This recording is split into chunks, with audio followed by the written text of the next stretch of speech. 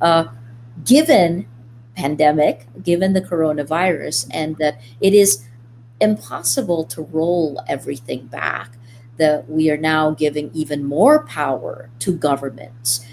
Contact tracing. This is actually one of the questions from the audience. You know, with these types of things, how do we move forward? How can we solve the problem of the virus without losing more of our freedoms?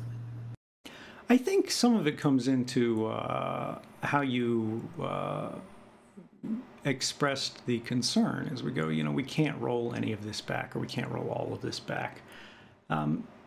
And that is the challenge that we face with these emergency measures. You know, once a government starts doing something, once a corporation start doing something, once it has been done, once it becomes a fait accompli, they try to convince us that that's good and right and natural and it can never change, because they've become accustomed to the privilege. And I don't think that's quite correct. I think that's actually the problem that we face today. When you look at the mass surveillance system that was revealed in 2013, the practice of mass surveillance, and you look at, you know, the rise of surveillance capitalism as it's described today, they're actually the same thing. When you look at the stories of 2013 that had the most impact, that created the greatest scandal, it wasn't what the government was doing alone.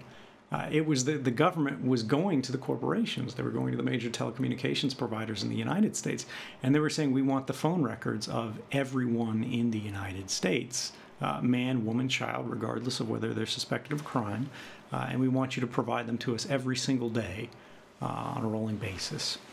They went to the major internet service companies. They went to Google, they went to Apple, they went to Facebook, they went to Yahoo, and many more. And they went, look, we've got a process in secret courts where we're going to rubber stamp warrants. And this is a court that was asked about 34,000 times in over 33 years to authorize surveillance for the government. And out of those 34,000 times, roughly, they heard from this court no only 11 times in 33 years. So this is very much a rubber stamp. And yet that was good enough for many of these companies. These companies then began secretly collaborating with government, where government would sort of slip them a rubber stamped piece of paper that says, this email address, this, you know, user, this person here, we want everything that's on your servers. And they would make a perfect copy from their servers, and they would pass it to the government, and no one would be the wiser. The person who had been subject to this surveillance wouldn't even be notified. They wouldn't get a chance to contest it in court. But the core here is, as much as the government was doing, as much as this intrusive capability was being constructed and carried out, we were creating for the first time perfect records of private lives at a scale that had never been done before. It was leading to something greater, which is to what we see today. The government power and the corporate power were not separate institutions that were working to their own ends. They were, in fact, melding together into something entirely new.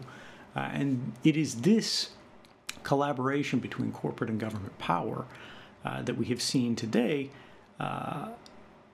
emerge into something quite unexpected, I think, which is actually governments have such an appetite for the capabilities and the information, the data that these companies hold on individuals, that governments are beginning to become clients to corporations. Governments are, in a unusual way, beginning to be subordinate to these companies in a way that I think would have been quite difficult to predict. And this has emboldened the companies. They understand now the appetites of government for this information, and they understand how much power, how much influence, how much money can be had if they have something that no one else can provide. And so what we have seen over the last decade is a race to see who can know the most about the most people, know the most about the most. And this is what we struggle with today. So again, it raises the question, all right, so what do we do about it? Well, the first thing is we have to look at this and go, is this okay? We are told this is right and proper. We are told that, look, we can't do anything in court about this because it's not our records.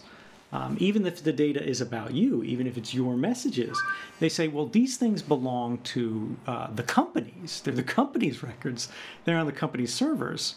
But nobody at the company created that record. You created that record. It's your activities. And our laws have not been updated to address this. There is a fundamental issue that is unresolved in privacy law around the world today, which is there is no universally recognized ownership right of data about you, data that is created about you, data that's held about you, data that's processed about you. They say it's not yours. And I think that's incorrect. I think if we change that, and, you know, this is a simple legal reform that only needs to be done in one major jurisdiction. Then all the technology companies will have to rejigger their systems, and basically it'll be a global reform, even if it happens in one major jurisdiction, because you can't you can't ignore that change. Technically, if a user has to have the ability to go, you can't use that way, or you can't keep that, or you can't track me, I don't agree with that, then suddenly everything will change. Right now, the problem is today it's unimaginable for a lot of people. You know, there's this popular thing that, like, oh, people don't care. You know, it doesn't matter to people. And I've been talking to people about this for years in every country and every platform you can imagine. And people do care. People are furious about what's being done. The thing is, they feel like they can't do anything about it. They have been disempowered to the point that they feel like they have no more influence over their own governments, over their own policies, over this system that increasingly rules them, rather than is something that they are partnered to and part of in this process.